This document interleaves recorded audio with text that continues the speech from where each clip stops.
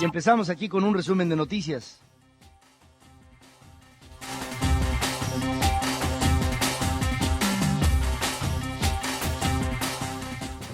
Banco Base, impulsando el crecimiento empresarial, presenta. Resumen en imágenes. Para cumplir las metas de tu empresa es necesario contar con una buena base. Es por eso que en Banco Base brindamos confianza y una base sólida a las empresas a través de nuestros asesores y relaciones de corresponsalía con las principales instituciones a nivel mundial. Visítanos en bancobase.com. Banco Base, impulsando empresas. Ni daños ni víctimas se reportaron en el país luego de una remecida bárbara, ya corregida en 6.1 grados en la escala de Richter. En un primer momento se había dado 6.38, ahora la modalidad es que ya se llega a las centésimas, pero quedamos en 6.1. Mucha gente me dice, no, Pedro, pues ¿cómo 6.1? Esto fue mucho más fuerte. Y esto, los digo, tiene que ver con la duración y con la profundidad del epicentro. La duración fue superior al minuto, todavía no hay una definición porque hay la duración, es decir, la vibración emitida del propio sismo y la reverberación, que eso hay, por ejemplo, hay veces que ya terminó de temblar y los edificios se siguen moviendo, esa es la reverberación. Entonces, entre una y la otra se pudo haber sumado. Y esta percepción, claro, usted la sintió en vastas zonas de la República Mexicana. Esto fue en Ciudad Altamirano, allá en Guerrero, entre 19 y 40 kilómetros, y le digo toda esta enorme distancia, porque es la distancia que abajo, en el subsuelo, hay unos trancazones de piedra, que esos son los que se desplazan, se mueven y ¡pum!, de repente se caen. Eso es lo que trae por consecuencia el sismo. El sismo tuvo una profundidad de 47 kilómetros y esto es un sismo, digamos, de carácter semisuperficial. ¿Qué quiere decir esto? Imagine usted que usted está en la cama y tiene una sábana encima. Si usted mueve una rodilla, pues se nota luego, ¿no? Pero si usted, eso es un sismo superficial. Pero si usted está en la cama y arriba tiene la sábana, dos cobertores, el edredón y una colcha, en el momento en que sube usted la rodilla no se ve tanto, ¿no? Lo mismo pasa con la profundidad y con lo que se siente de un sismo. Si es muy profundo el sismo, entonces usted lo sentirá menos. Este fue muy superficial, por eso sintió usted que la Virgen le hablaba, o los mayas, no sé, pero el hecho es que así fue.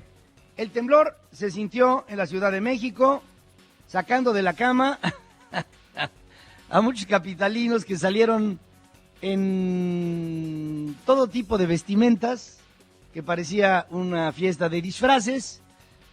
Los servicios de luz y de telefonía no se interrumpieron. Las autoridades del Distrito Federal activaron de inmediato el plan de contingencia en las 16 delegaciones tras haber hecho revisiones estructurales en edificios y áreas estratégicas. El informe hasta este momento, Marcelo estuvo activo anoche, en la madrugada, lo estuve viendo a través del Twitter, yo estuve también emitiendo por lo mismo. Yo estoy aquí en Monterrey, aquí no se sintió, obviamente aquí es tierra de Dios, aquí no se sintió nada. Entonces fue porque afortunadamente me avisaron y entonces pude empezar a hacer mis sondeos. Se sintió en Guerrero, en toda la línea, ¿no? Guerrero, Morelos, parte de Puebla, parte de Oaxaca, el Estado de México, en fin. Incluso, fíjense, muchas veces por la zona de Lago y después de Transición, no se siente en la parte norte del Distrito Federal. Todo lo que es Echegaray, Lomas Verdes. Ahora sí se sintió en Satélite, se sintió en todas partes, en todos lados. En Guerrero, personal de Protección Civil recorre las 7 regiones del estado para verificar posibles consecuencias. A las 3 de la mañana con 39 ocurrió la primera réplica importante de 4.1 grados Richter sobre el mismo lugar, digamos, fue un segundo remesón.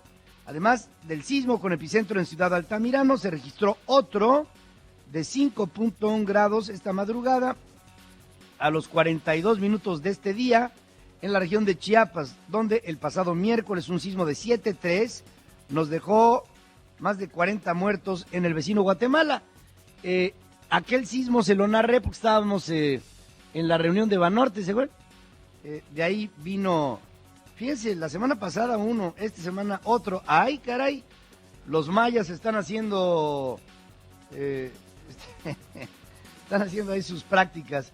En otros temas, formaliza el presidente electo Enrique Peña Nieto su propuesta para organizar su gabinete con la creación de una supersecretaría de Gobernación que asumirá todas las funciones referentes a la seguridad interna, además de conducir la política nacional y la relación con otros poderes de la Unión, niveles de gobierno y fuerzas políticas. Lo dice así.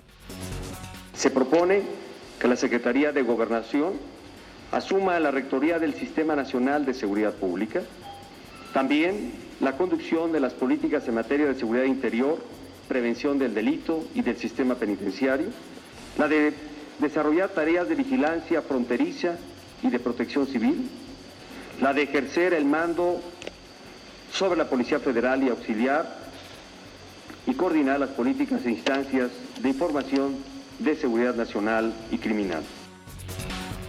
Así las cosas, con esto desaparece o desaparecería, pues es la propuesta, la Secretaría de Seguridad Pública Federal y se transformaría en una subsecretaría del Interior dependiente del secretario de Gobernación. Esto hace del secretario de Gobernación un vicepresidente, así, porque le da todo el poder político y todo el poder de los dientes, ¿no? En reunión con legisladores del PRI y del Verde, Peña Nieto agregó que la reorganización de la Administración Pública Federal que analizará la Cámara de Diputados alcanza también a la Secretaría de Desarrollo Social, que tendrá mayores facultades para el combate a la pobreza, desigualdad social y fomento del respeto a la dignidad y cohesión social. La Secretaría de la Reforma Agraria cambiará de nombre a la de Desarrollo Agrario, Territorial y Urbano.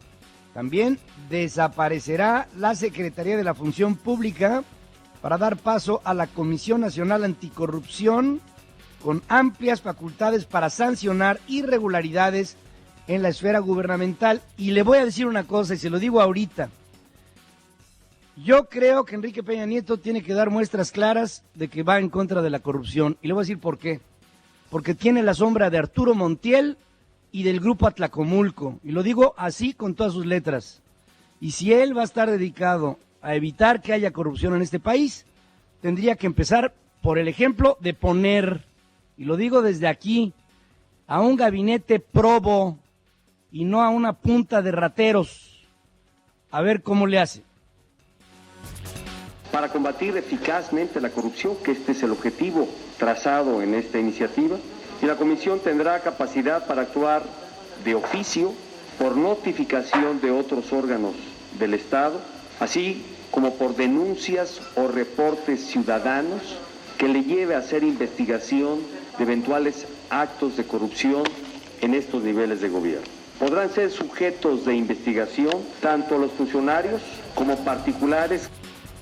Los coordinadores del PRI en el Senado, Emilio Gamboa, senador plurinominal, y en la Cámara de Diputados, Manlio Fabio Beltrones, diputado plurinominal, se comprometieron a promover las iniciativas para que sean aprobadas antes del arranque de la nueva administración e incluso anticiparon que están avanzadas negociaciones en este mismo sentido. Hablan. Las y los senadores del grupo parlamentario del PRI y del Verde Ecologista asumimos con entusiasmo el día de hoy y con enorme responsabilidad nuestra obligación de analizar la iniciativa propuesta y, en su caso, enriquecerla, debatirla, defenderla y votarla. No podemos regatear de ninguna manera cómo se organiza el gobierno con esos objetivos. Así, estoy seguro, lo entienden también otros grupos parlamentarios con quienes dialogaremos y a quienes habremos de hacerles saber que la administración pública del presidente Enrique Peña Nieto se plantea desde el inicio un cambio importante. Vamos a ver, el presidente del Senado, el panista plurinominal Ernesto Cordero, dio la bienvenida a las iniciativas del presidente electo y destacó que en su momento harán las observaciones que den al lugar. Es bienvenido. En el Senado de la República hay varias iniciativas en temas de transparencia y rendición de cuentas de todos los partidos políticos. Entonces su iniciativa pues llega a formar parte de este grupo de iniciativas que se están discutiendo, que se están analizando, y es un buen momento para que pues forme parte de la discusión que se está dando en el Senado. La administración entrante recibirá un corte de caja en materia de seguridad en franca mejoría, pues los índices presentan una reducción clara y sostenida a nivel nacional de los delitos de alto impacto, según dice Óscar Vega, secretario ejecutivo del Sistema Nacional de Seguridad Pública. Se puede evidenciar en estas cifras el avance que se ha logrado en estos últimos 9 meses a nivel nacional es muy importante. Está claro que existe una tendencia contundente, una tendencia ya sostenida de reducción de la incidencia del homicidio doloso. Por otra parte, el secretario de Gobernación consideró indispensable realizar un debate mundial sobre la posibilidad de la legalización de la marihuana con fines recreativos, tomando en cuenta los daños a la salud pública de las adicciones, tal como lo expresara el presidente Calderón ante las Naciones Unidas. Al inaugurar, aquí hay yo creo que mucho que discutir, ¿eh? Mire, le voy a decir una cosa, por ejemplo, le voy a decir una, nada más para poner las cosas en contexto. Usted sabe de dos cosas que le voy a decir, ¿cuál de las dos le hace perder a usted la conciencia? ¿Marihuana o alcohol? ¿Qué le hace de las dos perder la conciencia? O sea que, ¡pum!, así que de repente apagan el switch, ¿la marihuana o el alcohol? ¿Ya lo pensó? El alcohol. En fin, hay yo creo que mucho que discutir al respecto. Al inaugurar la unidad hemato-oncológica y de investigación del Hospital Infantil de México, el presidente de la República subraya que más allá de críticas a su gestión, muchas cosas cambiaron para el bien en estos años y de manera dramática, como lo referente, por ejemplo, a servicios de salud, y dice: para nuestro gobierno la salud es primero, y por lo pronto en eso tenemos un México más justo y más igual, que la salud está al alcance lo mismo para el pobre que para el rico, para el indígena que para el no indígena, para la gente del campo y para la gente de la ciudad. También, al supervisar la construcción del distribuidor vial de Ixtapaluca en el Estado de México, el presidente se comprometió a solucionar el conflicto con 14 familias que se han negado a abandonar sus terrenos para finalizar la obra, pues dice: me gusta dejar las cosas en orden, dijo el presidente. El Consejo General del IFE aprobó de manera unánime el acuerdo que atiende la solicitud de la Comisión de Derechos Humanos de la ONU para no destruir las boletas de las elecciones federales del 2006. En tanto, se desahoga el fondo de un recurso presentado ante este organismo. Mire, mientras no nos deshagamos de estas boletas, vamos a seguir pagando la renta del lugar en donde están. En este tiempo, 6 años, nos ha costado 1,000 millones de pesos. Si a usted le sobran, pues avíseme, ¿no? Porque parece que en nuestro país este tipo de asuntos no importan. Y todo fueron en el 2006 las elecciones.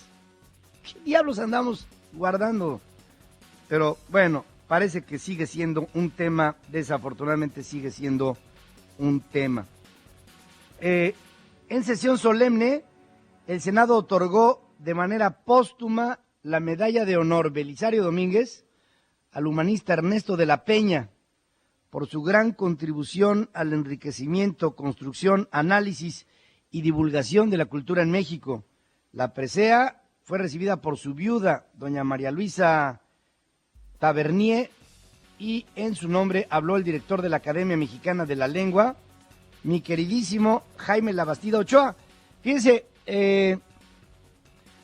a mí me encanta que haya reconocimiento por las personas y por su desempeño.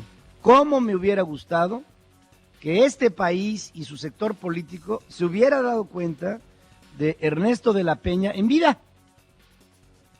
pero a veces la gente se tiene que morir para ser reconocida y es un asunto que, insisto, lamento. Hablaba Jaime Labastida Ochoa.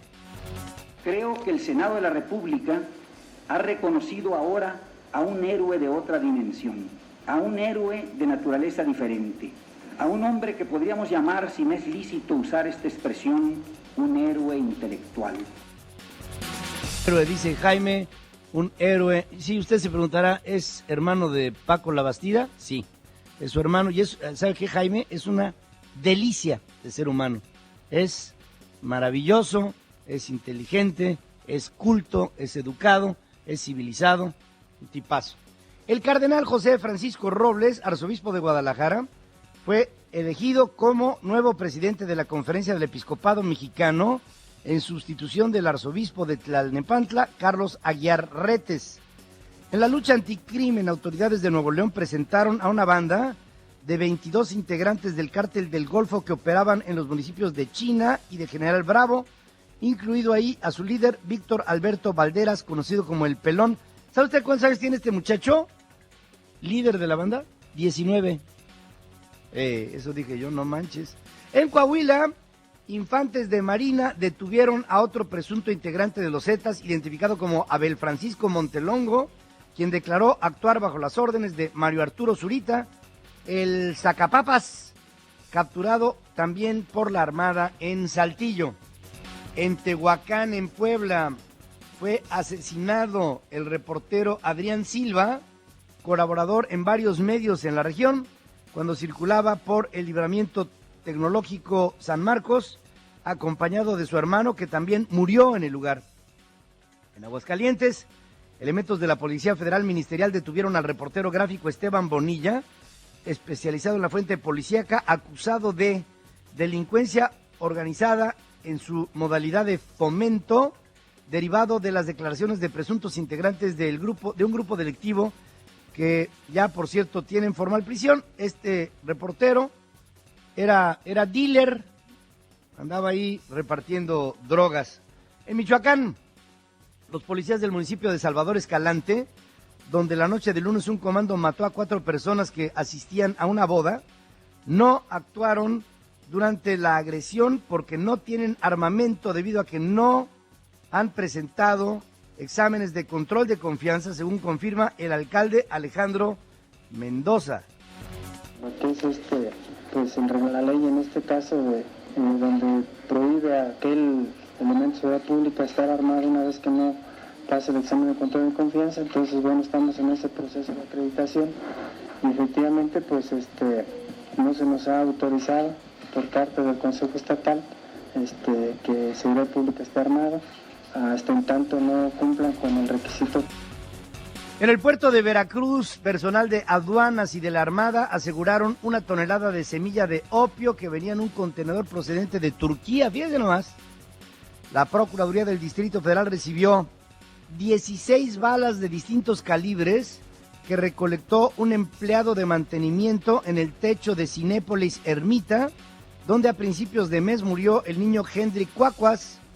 El trabajador encontró los proyectiles al día siguiente del incidente para averiguar qué le había caído al menor, y todo esto fue por órdenes del gerente.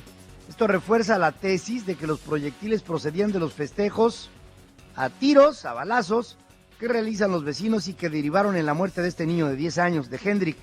La Procuraduría Capitalina desplegó un operativo con 500 agentes para hacer recorridos en las colonias colindantes, calle por calle, para recabar testimonios como parte de la investigación y dar con los responsables, o más bien, los irresponsables, que de manera recurrente hacen disparos al aire como si estuviéramos en Afganistán, allá en el desierto, ¿no? En fin, en conferencia de prensa, Alejandro Ramírez, director de Cinépolis, descarta instalar detectores de metales o proceder a la revisión de sus clientes tras comprobarse que el disparo no fue dentro de la sala, y aclaró la versión sobre el traslado del niño. Habla Alejandro. Ante la emergencia médica, que el estado de salud del niño empeoraba de manera visible con el transcurso del tiempo, y a pesar de que se hicieron 2 llamadas a ambulancias, a la Cruz Roja y al 066 para pedir auxilio, en ese momento la prioridad era salvar la vida del menor. Ante no recibir a las ambulancias oportunamente, el gerente del conjunto ofreció su automóvil, un Mazda 3. Es falso que se metió al niño en la cajuela. Lo que se tuvo que hacer, si conocen ese modelo, fue abatir los asientos para poder ingresar la camilla con el menor. Y en ese momento se trasladó a la unidad médica más cercana ahí de Iztapalapa. Miren, Alejandro Ramírez, el director de Cinépolis, es un muchachazo. Es un tipo sensato, honesto, comprometido. Yo sé cómo está Alejandro. Yo sé lo que está sintiendo. ¿Y qué diablos puede hacer el dueño de un cine cuando le caen balas del techo? A menos de que ahora blindemos los techos de los cines, ¿no? Para que, en fin, miren, para que haya calidad de vida en México, tenemos que tener gente con calidad. Y a veces eso es lo que nos falla. A las 8 de la noche, el tren suburbano reanudó su servicio al 100%, luego que se mantuvo interrumpido prácticamente todo el día entre las estaciones de Tlalnepantla y Lechería a causa de una fuga de gas natural en una tubería de la empresa Mexigas, que fue rota por una retroexcavadora que realizaba trabajos de colocación de un colector para evitar inundaciones en la zona. Típico, ¿no? No hay planos, no hay nada, todo es improvisado, todo es ahí se va. En un comunicado, la empresa Ferrocarriles Suburbanos lamentó las molestias ocasionadas a los usuarios por este incidente ajeno a su operación, dijo, ¿no? En el ámbito internacional, consciente del impacto que tuvo el voto hispano en su reelección, el presidente Barack Obama anuncia que enviará al Congreso un proyecto de reforma migratoria apenas días después de iniciar su segundo mandato en enero del año que entra. Se mostró confiado en que la ley será una realidad para su segunda fase de una nueva administración. En su primera conferencia de prensa luego de su triunfo en los comicios, Obama señala que la reactivación de este debate ha sido consecuencia del empoderamiento, ya sabe usted este término, el empowerment, ¿no?, que evidenció la elevada participación del electorado hispano en la pasada elección, lo cual sin duda hará reflexionar a el grupo republicano. Necesitamos aprovechar el momento, dijo. Desde que empiece, voy a tener que empezar a sensibilizar al Capitolio del Congreso. Yo estoy viendo que tenemos que darle forma para ver cómo es que se vería esta serie de iniciativas que propondrían un cambio en el tema migratorio. Obama insistió en que los millones de indocumentados que viven en Estados Unidos y que trabajan, pagan impuestos y no tienen antecedentes penales, deberían poder regularizar su situación siempre y cuando paguen una multa por el tiempo que han estado sin papeles. Y a propósito de esto, el senador demócrata Robert Menéndez presentó un plan de 5 puntos para legalizar a unos 11 millones de indocumentados, que incluye el pago de impuestos, el aprendizaje. Fíjese, el pago de impuestos, para ser ciudadano, pago de impuestos. Pago de impuestos, pensemos en nuestra economía informal. Para ser ciudadano, pago de impuestos de entrada. Con esto se reitera de un acuerdo para evitar que con antecedentes penales se pudiera ser residente. Y si no los tienes, los antecedentes penales, entonces regularizar la situación de una manera contundente para con esto empezar un camino de una eventual ciudadanía, dice Robert Menéndez. Por otra parte, el presidente de los Estados Unidos confió que demócratas y republicanos lograrán un acuerdo para superar la crisis y evitar caer en el llamado fiscal cliff, este precipicio fiscal. Reiteró que de ninguna manera permitirá extender los recortes de impuestos a los ricos. Además, recalcó que la prioridad de su gobierno será la creación de empleos. Dice, yo no puedo evitar el aumentarle los impuestos a los ricos, que esto se dio en la administración de Bush. Sí puedo hacer que se evite el aumento de impuestos a la clase media, pero no a los ricos. Obama también se refirió al escándalo del general David Petraeus y negó que haya habido una amenaza con esto a la seguridad nacional. Tampoco. Patreus testificará hoy o mañana ante el Congreso sobre el ataque contra el consulado de Estados Unidos en Benghazi, en Libia. La presidenta del Comité de Inteligencia del Senado, Dianne Feinstein, informó que el general retirado decidió comparecer de manera voluntaria sobre el incidente en donde perdió la vida el embajador Chris Stevens. Mientras, fue identificado el agente del FBI que inició la investigación sobre el caso Patreus. Según el diario The New York Times, se trata de Frederick Humphreys, un veterano experto en contraterrorismo, a quien recurrió Jill Kelly, amiga de Patreus, cuando ésta recibió correos amenazantes anónimos que posteriormente se descubrió provenían de Paula Broadwell, la biógrafa y amante del general. En reunión de emergencia, el Consejo de Seguridad de la ONU discutió la escalada de violencia entre Israel y los palestinos de Gaza, pero no tomó decisiones, aunque hubo llamados a que ambas partes pusieran fin a los enfrentamientos. El embajador indio ante la ONU, Hardeep Singh Puri, cuyo país preside el Consejo de Seguridad este mes, pidió a Israel y a los palestinos máxima contención para evitar que la situación se deteriore aún más.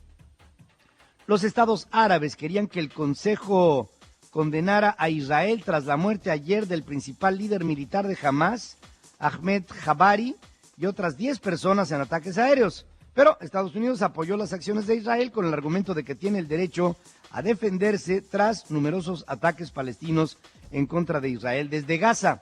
Hamas respondió hoy al asesinato de Jabari con un intenso fuego de cohetes hacia Israel, y el ejército hebreo desplegó brigadas de infantería de la frontera con Gaza antes de una posible ofensiva terrestre. En las últimas horas, más de 90 proyectiles de diversos tamaños han sido lanzados desde la franja de Gaza hacia territorio de Israel en venganza por la muerte del líder militar de Hamas. Hasta ahora no hay reportes precisos sobre las víctimas. Israel advierte que si los militares palestinos no ponen punto final a los ataques con cohetes desde Gaza, su próximo objetivo será eliminar al máximo líder de Hamas, que es Ismail, el histórico, el mítico Ismail Haniyeh. El Comité Central del Partido Comunista de China, esta es nota, esta nota a mí me tiene.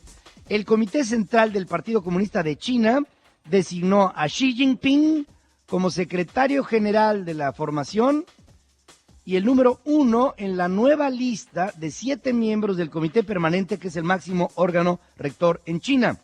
La decisión implica que Xi Jinping, apréndese este nombre, Xi Jinping, Ping con G al final.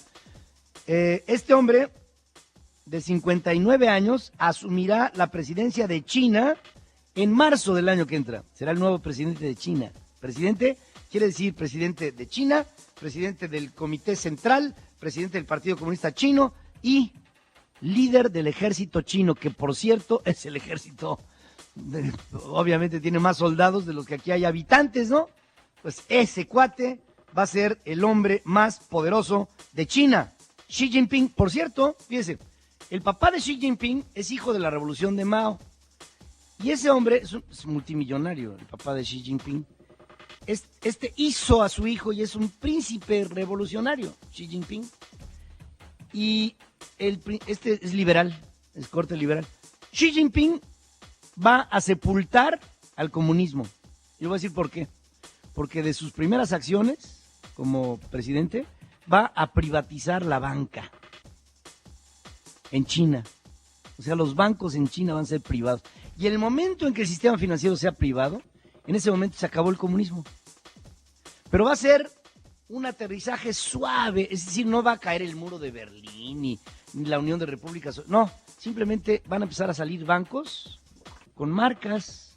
El banco, quién sabe qué, de China y el Hang Seng, quién sabe qué. Así, va a haber bancos, Hang Seng es de Hong Kong, pero en fin, va a haber bancos chinos por todas partes, privados. Y esto va a darle un vuelco a la economía china. Es la cuarta generación de líderes comunistas la que deja el poder con Hu Jintao y se pasa a la quinta generación después de la salida de Mao Zedong. En su primer discurso, el nuevo líder del Partido Comunista Chino admitió que su equipo asume importantes responsabilidades en el liderazgo de su país y consideró que Pekín debe de continuar con reformas. Xi les dijo a periodistas reunidos en el Gran Salón del Pueblo, que es imponente, que su partido tiene muchos retos, incluido el tema de la corrupción. Y fíjese, y esto es parte de lo que aquí es la revolución del intelecto, dice, la desconexión con el pueblo. Es decir, el sistema del poder está separado, el pueblo está allá y el poder está acá. Entonces dice, vamos a unirnos. Y es, creo, una extraordinaria iniciativa. Los disturbios que se produjeron durante la huelga general y las manifestaciones en contra de la política de austeridad en España dejaron 155 detenidos y 77 heridos en todo el país, según cifras del Ministerio del Interior. De los heridos, 43 son miembros de las fuerzas de seguridad, mientras que las detenciones más numerosas se dieron en Madrid, con 60, y en Barcelona, con 27. Los arrestados están acusados de delitos por desórdenes públicos y atentados a la autoridad. Los disturbios se desataron sobre todo durante las manifestaciones multitudinarias con las que culminó la segunda huelga general en contra del gobierno de Mariano Rajoy, que tuvo un seguimiento del 77% de los trabajadores del país, que es muchísimo, ¿eh? Más de 9 millones de personas se lanzaron a las calles, según datos de los propios sindicatos convocantes. Y esto es el principio de una serie de movimientos sociales que van a empezar a escalar en Europa, usted lo verá. La activista mexicana Librada Paz recibió el premio Robert F. Kennedy de los Derechos Humanos por su defensa de los derechos de los trabajadores agrícolas, muchos de ellos hispanos y que en ocasiones trabajan en pobres condiciones. Esta mujer, Librada Paz, ha liderado el movimiento en defensa de los empleados de las granjas en el estado de Nueva York durante 20 años y es miembro del consejo de lo que se llama el Ministro Rural y de Migración, una organización no lucrativa dedicada a la defensa de los trabajadores de ese sector. Banco Base, con más de 25 años de impulso, presentó